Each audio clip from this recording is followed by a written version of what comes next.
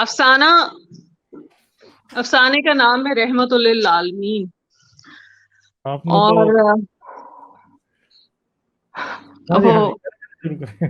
شروع کرتے ہیں.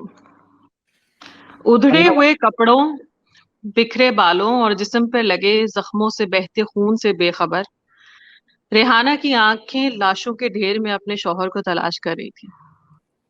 اگرچہ اسے معلوم تھا اس کی محبت، اس کا شوہر لاشوں کے سمندر میں ہی کہیں موجود تھا، مگر وہ پھر بھی اپنے خدا سے اس کی سلامتی کی دعائیں مانگ رہی تھی. شام کی ٹھنڈی ہوا اس کے پیاروں کے خون سے معطر ہو کر دن کی گرمی کو رخصت کر رہی تھی. کہیں کسی لاشے کو دیکھ کر اسے اپنے شوہر کا گمان ہوتا تو اس کے قدم خود بخود اس سمت میں کھنچتے چلے جاتے. اس کے گاؤں کے قریب 700 مرد اور بچے پیچھے رہ جانے والی عورتوں کے حال سے انجان زمین کو اپنے خون سے لال کر رہے تھے. لاشوں کا ڈھیر چونٹیوں کی طرح زمین پر بکھرا ہوا تھا. اگرچہ بنو قریظہ اس کا آبائی شہر نہ تھا، مگر اس کے بسنے والوں سے یہ بچپن سے مانوس تھی. اس کے بے شمار رشتہ دار یہاں آباد تھے اور یوں اس کے بچپن کی بہت سی یادیں اس شہر سے وابستہ تھیں. یہاں کی گلیاں زندگی سے بھرپور ہوا کرتی تھیں. بزرگ اسے آتا دیکھ کر اس کے گھر والوں کی خیریت دریافت کرتے. بچے شرارتیں کرتے بھاگتے دوڑتے نظر آتے اور عورتیں رک کر محلے میں رونما ہونے والے واقعات سے ایک دوسرے کو باخبر کرتی دکھائی دیتی تھی. ابھی کچھ ہی عرصہ قبل تو وہ بیاہ کر بنو ناصر سے بنو قریظہ آئی تھی. اس کی شادی کا دن اس کی زندگی کا سب سے بہترین دن تھا. کتنا خوش تھی ریحانہ اس دن، اور ہوتی بھی کیوں نہ. اس کا شوہر اپنے شہر کے خوبصورت ترین آدمیوں میں شمار ہوتا تھا اور لوگ ان کی جوڑی کو رشک بھری نگاہوں سے دیکھا کرتے تھے. اس کے والدین اور سسرال نے بڑے جوش و خروش سے ان کی شادی کا اہتمام کیا تھا. اس کا شوہر شادی کے بعد اس کو بہت محبت کرتا تھا اور اس کی ہر چھوٹی سے چھوٹی خواہش بھی پورا کرتا تھا. اور آج اس کے شریک حیات نے زندگی ساتھ گزارنے کا وعدہ شاید توڑ ڈالا تھا. ریحانہ سوچنے لگی کہ وہ کیسے ان لاشوں کے سیلاب میں اپنے شوہر کو تلاش کر پائے گی.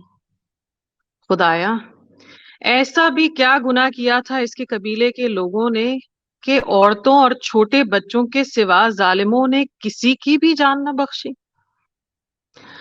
اچانک ریحانہ کے کانوں میں کسی عورت کی زور زور سے قہقہے لگانے کی آواز گونجی. اس کا دل ایک لمحے کے لیے جیسے دھڑکنا بھول گیا. بوڑھی اماں عالیہ اپنے بیٹے کے بے جان جسم کو سینے سے لگائے مسلسل ہنس رہی تھی. ارد گرد کھڑے سپاہی حیرانی سے اس کو دیکھ رہے تھے. ریحانہ کے قدم خود بخود اماں عالیہ کی جانب بڑھنے لگے، مگر اتنے میں ایک سپاہی نے تلوار کے وار کرتے ہوئے اماں عالیہ کی گردن ہی اس کے بوڑھے جسم سے الگ کر دی. اگرچہ وہ عورت اب زندہ نہ تھی، مگر اس کے بلند قہقہے اب بھی اس خون آلودہ فضا میں گونجتے محسوس ہو رہے تھے. ریحانہ کچھ دیر کے لیے سکتے میں آ گئی. اس کے دماغ میں اٹھنے والے سوال بنا تھمے اس کے دل کو چھلنی کیے جا رہے تھے.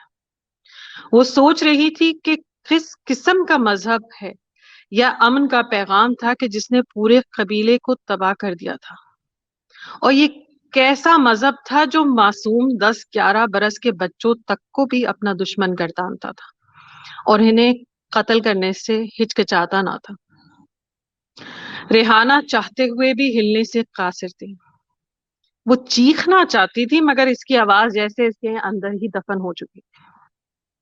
اتنے میں کچھ دشمن سپاہیوں کی نظر اس پر پڑی اور وہ اس کی جانب لپکے. اچانک ریحانہ کو اندازہ ہوا کہ میدان میں تلواروں اور نیزوں کے درمیان سے گزرتے ہوئے اس کا جسم زخمی اور لباس جگہ جگہ سے پھٹ چکا تھا. اپنی بے لباسی کے احساس نے اسے اس کے جسم پہ پڑے زخموں کی طرح اس کی روح کو بھی مجروح کر دیا تھا. سپاہیوں نے اسے دونوں جانب سے اس کے بازوؤں سے پکڑا اور گھسیٹتے ہوئے اس کے قبیلے کے مردوں کی لاشوں کے بیچ میں سے گزارتے ہوئے اسے ایک خیمے کی طرف پڑنے لگے.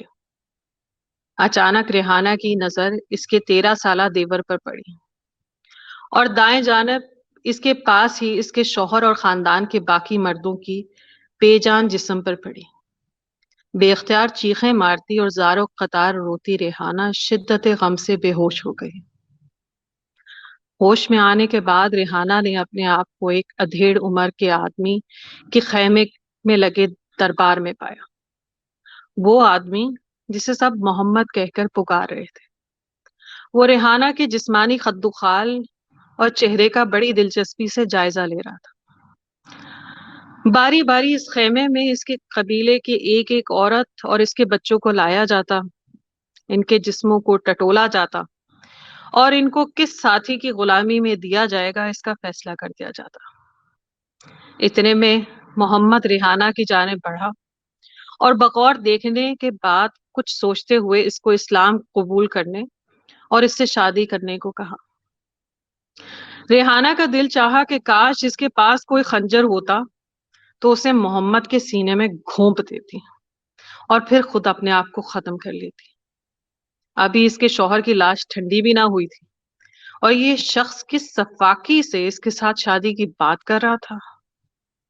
ریحانہ نے انتہائی غصے میں محمد کو انکار کیا تو محمد نے اس کو سوچ بچار کے لیے 2 دن کی مہلت دی اور ایک الگ خیمے میں لے جائے جانے کا حکم دیا. ان 2 دنوں میں ریحانہ نے عورت کی وہ تذلیل دیکھی جس کی مثال کہیں نہ ملتی ہوگی. ارد گرد کے خیموں سے عورتوں کی اور بچیوں کی جنسی استحصال کے دوران چیخو پکار ریحانہ کا کلیجہ کاٹ دیتے. ریحانہ چاہ کر بھی ان عورتوں سے نظر ملانے سے ڈرتی تھی کہ انہوں نے پوچھ لیا کہ تم کیسے بچ گئی تو وہ کیا جواب دے پاتے. اپنے زندہ بچ جانے اور ان درندوں کے چنگل سے بچنے کے لیے ریحانہ کے پاس ایک ہی راستہ تھا. محمد کے خیمے میں جاتے ہوئے اپنی شکست اور ذلت سے وہ سمجھوتا کر چکی تھی، مگر اس بڑھیا کے ہنسنے کی آواز اب بھی اس کے کانوں میں گونج رہی تھی.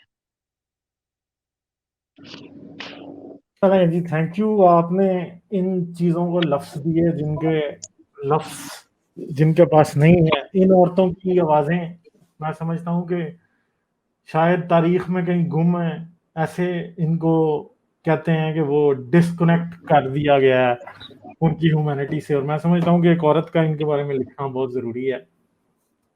تو مجھے ابھی بنو قریظہ کا بھی جو کہہ رہے تھے صاحب کہ وہ ان کا تورا کے حساب سے فیصلہ کیا گیا تھا.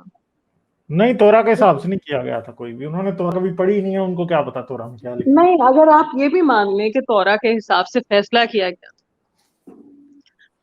تو یہ کس قسم کا فیصلہ تھا؟ مطلب آپ 700 سے 900 بندوں کو آپ مار دیتے ہیں، ان کی بیویوں کو آپس میں تقسیم کر لیتے ہیں، بچوں کو آپس میں بانٹ لیتے ہیں. آپ کی بیویوں، بچوں، بیٹیوں، بہنوں کے ساتھ یہ ہو تو آپ کو کیسا لگے گا؟ نہیں تو یہ پھر کشمیر پہ کیوں روتے ہو؟ کشمیر پہ کیوں روتے ہو؟ پھر ضرورت نہیں ہے رونے کی. پھر مانو کہ پھر انہوں کا بھی فیصلہ تھا جو بھی، وہ قبول کرو اس کو. مین مسئلہ یہ ہے کہ دیکھیں جو شروع کے کرسچنز اور وہ ہے نا جو اسلام جب پھیل رہا تھا، وہ لکھتے ہیں، وہ کہتے ہیں کہ جی ایسا مذہب آیا کہ ہمارے خاندانوں کا شرازہ ہی بکھیر کے رکھ دیا کہ ہماری بیٹی کسی کو بیچ دی، بیٹا کسی کو بیچ دیا، پوری زندگی لوگ آپس میں مل نہیں پائے واپس. اور یہی حال یہودیوں کا بھی ہوا. اب ایک وہ تھا نا صحابی تھا، وہ بعد میں وہ بیچ دیا گیا تھا اور بکنے کے بعد وہ آزاد ہو کر واپس مدینے آ گیا تھا اور اب وہ مسلمان ہو گیا تھا. پتہ نہیں اس کا ظاہری بات ہے کہ سارا خاندان مر گیا، سب کچھ ختم ہو گیا، تو اب وہ شاید ہوملی فیل کرتا ہوگا مدینے میں، وہ بیچارہ واپس آ گیا. ٹھیک ہے، تو اب وہ صحابی بھی تھا. تو وہ کہتا تھا کہ میں اس دن بچ گیا تھا کیونکہ مجھے چیک کیا گیا تو میرے جو پیوبک ہیئر تھے وہ بھی اگے نہیں تھے، تو اس لیے مجھے معاف کر دیا گیا. تو میں اس دن قتل ہونے والا سے بچ گیا. اس کا باپ بھی قتل ہو گیا، اس کے بھائی بھی قتل ہو گئے، اس کے اور رشتے دار بھی قتل ہو گئے، مائیں بہنیں بیچتی گئی. اب مجھے بتائیں کہ وہ کتنا، وہ بندہ تو مجھے لگتا ہے وہ ذہنی مریض ہوگا، اسٹاک ہوم سنڈروم کا وہ مریض ہوگا جو واپس آ گیا تھا اور آگے رسول کے. کہاں جائیں لوگ، کہاں جاتے اس وقت بچ کے کہاں جائیں گے آپ؟ مجھے تو یہ سمجھ میں نہیں آتا کہ آپ سوچو اگر ایک لمحے کے لیے ان لوگوں کو تھوڑا سا بھی انسان اپنی جگہ اپنے آپ کو اس جگہ رکھ کے سوچو کہ آپ وہ بچے ہوتے یا آپ وہ عورت ہوتے ایک لمحے کے لیے، تو آپ اس کو کبھی بھی جسٹیفائی نہیں کر سکو کہ کوئی بھی نام لے کے، کوئی بھی مذہب کا نام لے کے، کوئی بھی مذہب ہوتا، کوئی بھی پیغمبر ہو جو خدا کا پیغام لے کے آیا بقول ان کے، اگر وہ کرے گا تو آئی ایم سوری ٹو سے میری کوئی رسپیکٹس وہ بندہ نہیں لے سکتا، میں اس کو بالکل بھی عزت نہیں کروں گی ایسے بندے کی. کیسے کر سکتے ہیں آپ مجھے بتائیں؟ آج کے دور میں کوئی کر کے دکھائے نا تو میں بتاتا ہوں دنیا اس کی کتنی عزت کرے گی. دنیا اس کو وحشی جانور کہہ دے گی جس کے دل میں آئے گا کسی کے ہاتھ تو چڑھے. صدام حسین چڑھا تھا نا ہاتھ، وہ کیا قذافی چڑھا تھا نا ہاتھ، کیا حال کیا تھا اس کا، کیونکہ اس نے بھی یہی کام کیے ہوئے تھے، اس نے یہی کام کیے ہوئے تھے جو انہوں نے رسول نے کیے ہیں. ٹھیک ہے اس وقت بکنے کی تو کوئی بکنے کا سوال نہیں پیدا ہوتا، لوگ اس کے غلام بھی تھے، لوگ اس نے قتل بھی کیے، عورتیں بھی اس کی غلام تھی اور بھی لوگ اس کے غلام تھے. لوگوں نے کیا کیا، ایک منٹ نہیں لگا، چپیڑے مار مار گولی ماری، وہ گیا ختم کر دیا. قذافی کو مطلب قذافی کو تو انہوں نے موقع ہی نہیں دیا، صدام حسین کو پھر کورٹ ٹرائل ہوا اور سب کچھ ہوا، مگر انہوں نے اس کو کیا موقع دیا، انہوں نے کہا اس کو تو ہم نے جانے نہیں دینا عدالت تک. مات یہی حال ہے اصل میں. اور یہ جو سلاطین نے افسانہ سنایا ہے مسلمان تو سمجھیں گے یہ صرف فکشن ہے، اگر اس کی ویریفیکیشن کرنی ہے نا چلو حدیثیں ساری جھوٹی، چیپٹر 33 ورس 50 وہ صاف حضور کو کہتی ہے کہ تمہارے اندر جو لونڈیاں آ جاتی ہیں تم ان کے ساتھ جو چاہو کرو، اور جو عورت بیویوں کے علاوہ یہ آیت ہے چیپٹر 33 ورس 50 کہ آپ وہ بھی تمہیں اگر محمد پسند کرنا چاہیں وہ بھی ان کے آ سکتی ہیں سیکس کے لیے بیویوں کے علاوہ. اور یہ کیا لکھا ہوا ہے، یہ سہولت صرف محمد کے لیے مسلمانوں کے لیے نہیں ہے. تو جو سلاطینی افسانہ صرف نام کا ہے بھائی، اس کے پیچھے قرآن کی آیت ہے، just for information. And secondly یہ جو بوڑھی اما عالیہ، مجھے ان کا اس خاتون کا نام نہیں پتا تھا، وہ میں نے اپنی طرف سے دیا کیونکہ میں کیا نام دیتی اس عورت کو، اس کو ایک ہیومن ٹچ دینے کے لیے. وہ بھی واقعہ عائشہ کی زبانی ہے، حدیث ہے، وہ نوٹڈ ہے کہ وہ عائشہ نے کہا تھا کہ بنو قریظہ میں صرف ایک عورت ماری گئی تھی جو دیوانہ وار ہنس رہی تھی. وہ حدیث ہے. یس یس یس تھی، وہ ہنستی، مطلب عائشہ کہتی ہے کہ وہ ہنستی جا رہی تھی، اس کے پیٹ میں بال پڑتے تھے. ٹھیک ہے، میں دیکھتی تھی کہ یہ اتنا ہنستی جا رہی ہے. اس نے کیا کیا تھا جب یہ آئے تھے تو اس نے ایک چکی کا پارٹ اوپر سے قلعے کے پھینکا تو ایک صحابی کو لگا، وہ مر گیا، تو اس کے بدلے میں اس کو قتل کیا گیا تھا اس عورت کو. پھر کہتے ہیں جی وہ عائشہ کہتی ہے وہ ہنستی جا رہی تھی اور آخر پہ اس کا نام پکارا گیا اور وہ لے جائی گئی اور جا کے مار دی گئی. اور میں اس بات پہ حیران ہو رہی تھی کہ یہ اتنا ہنستی جا رہی تھی، یہ پاگل تھی. تو وہ اصل میں یہ بھی کام ہوتا ہے، لوگوں کو شوق لگتا ہے جب تو لوگ اتنا اس طرح ہنسنے لگتے ہیں. تو ایک بندہ تھا اس نے اس بارے میں آرٹیکل لکھا تھا، اس نے پورا وہ اس سنڈروم کا بتایا ہوا تھا کہ اس عورت کے ساتھ کیا ہوا ہو سکتا ہے. مگر دوسری صورت یہ ہو سکتی ہے کہ وہ پاگل تھی، اس کا دماغی توازن ٹھیک نہیں تھا، تو آپ نے مار دی وہ بھی. ٹھیک ہے، مگر دیکھو نا غالب، اگر وہ ہنس رہی تھی اور ارد گرد مطلب اس کے قبیلے کے سارے مرد مار دیے گئے تو آپ یہ اس کا شوق ری ایکشن ہی تھا بیسکلی. اگر وہ پاگل بھی تھی تب بھی شوق ری ایکشن ہی تھا کہ اس کے جتنے بھی مانوس لوگ تھے آپ کے ارد گرد وہ تلواریں لے کے وہ اور آپ کے سامنے آپ ایک تو بھوکے پیاسے، وہ 25 دن کا جیسے آپ کہہ رہے تھے کہ ان کا کھانا پینا بند کر دیا گیا، وہ بھوکے پیاسے، پھر ان کے اوپر ان کو آپ مار رہے ہو، تو وہ لوگ مطلب ہنسنا بھی جرم ہے، آپ کو وہ بھی برداشت نہیں ہوتا. نہیں وہ عائشہ تو حیران تھی اس پہ نا، عائشہ تو حیران تھی، ایسے بھی لگتا ہے جیسے کہ عائشہ کو اس پہ ترس آ رہا تھا کہ یہ مرے گی اب. بہت کیا کہہ سکتے ہیں، یہ اس کی کوئی جسٹیفیکیشن پلیز کوئی دینے کی کوشش نہ کرنا. کوئی بھی مجھے بڑی افسوس ہوتا ہے کہ آپ کم از کم اتنی ہیومینٹی آپ میں مذہب سے بالاتر ہونی چاہیے کہ آپ غلط کو غلط کہہ سکیں اور کسی کے مرنے پہ افسوس کر سکیں، چاہے وہ اس کا مذہب کوئی بھی ہو، چاہے اس کا فرقہ کوئی بھی ہو، چاہے اس کی زبان کوئی بھی ہو، چاہے وہ کسی بھی خطے سے ہو. اگر کوئی بندہ مارا گیا ہے تو اس پہ آپ کو افسوس ضرور کرنا چاہیے، چاہے وہ آپ کے ہی مذہب کے کسی بندے نے، چاہے وہ خدا نے ہی کیا ہے، آپ یہ کہہ لیں کہ چلو محمد پہ وحی آئی تھی تو اس نے اس وجہ سے کروا دیا، مگر پھر بھی افسوس ہر جان کے کھو جانے کا ہونا چاہیے جو ناحق گئی ہو۔ یہاں پر ایک انٹرسٹنگ بات ہے، جو کون سی غالب بھائی لڑکی تھی جس کی ساری فیملی مر گئی تھی اور حضور کی شادی ہوئی تھی، اس سے کیا نام تھا اس کا؟ یہ ریحانہ بنت زید ہی تھی۔ ہاں، تو جس کے باپ بھائی بیٹے سب کو مار دیا تھا، جی بالکل، یہ یہی بنو قریظہ کی یہی خاتون ہاں تھی ریحانہ۔ اچھا، تو اس پہ نا آج سے 7-6 مہینے پہلے فیس بک پیج ہے، اس پہ نا ڈیبیٹ ہو رہی تھی، مشہور فیس بک کا پیج ہے، میں اس کا نام نہیں لوں گا، تو وہاں پہ ایک صاحب تھے، اس کو بے یقین بھائی اور میں تھے، اور وہ جسٹیفائی کیا کر رہے تھے، کیونکہ یہ ظاہر سی بات ہے کہ اپنی حدیثوں میں تو انکار تو نہیں کر سکتے، صحیح حدیث ہے، تو وہ جو صاحب تھے پاکستان سے ہیں، وہ مولوی صاحب، وہ یہ کہہ رہے تھے کہ یہ اس عورت کے لیے کتنی بڑی اچیومنٹ ہے کہ اس کی شادی آخری نبی سے ہو رہی ہے۔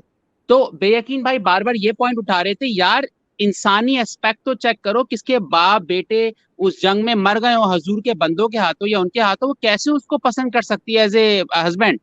انسانی جو صلی اللہ علیہ وسلم نے بات کی نا، چلو مان لیا لاسٹ پروفٹ ہیں، کیا ایک عورت کی پوری فیملی مر گئی ہو، کیا وہ اس شخص سے شادی کرنا چاہے گی؟ انسانی ایسپیکٹ کو تو یاد رکھا کرو کہ چلو آپ اسلامی ہو، مسلمان ہو، آخری نبی مان لیا، انسانیت کو تو بھائی تھوڑا سا آگے لے آیا کرو، یا اتنے آنےسٹ تو رہو۔ یہ تو بات ہے جی سر، ایسا ہی ہے، نہیں رہ سکتے نا، کیا کر سکتے ہیں، ٹھیک ہے۔ چلیں سلطان سلاطین، آپ سے لیتے ہیں اجازت، ٹھیک ہے جی، ٹھیک ہے، میں ٹھیک ہے، آج اس کو آگے چلاؤں گا اب، ٹھیک ہے، تھینک یو آنے کا، اوکے، آتی رہیے، ٹھیک تھینک ہے یو۔ جی، تھینک یو، اچھا۔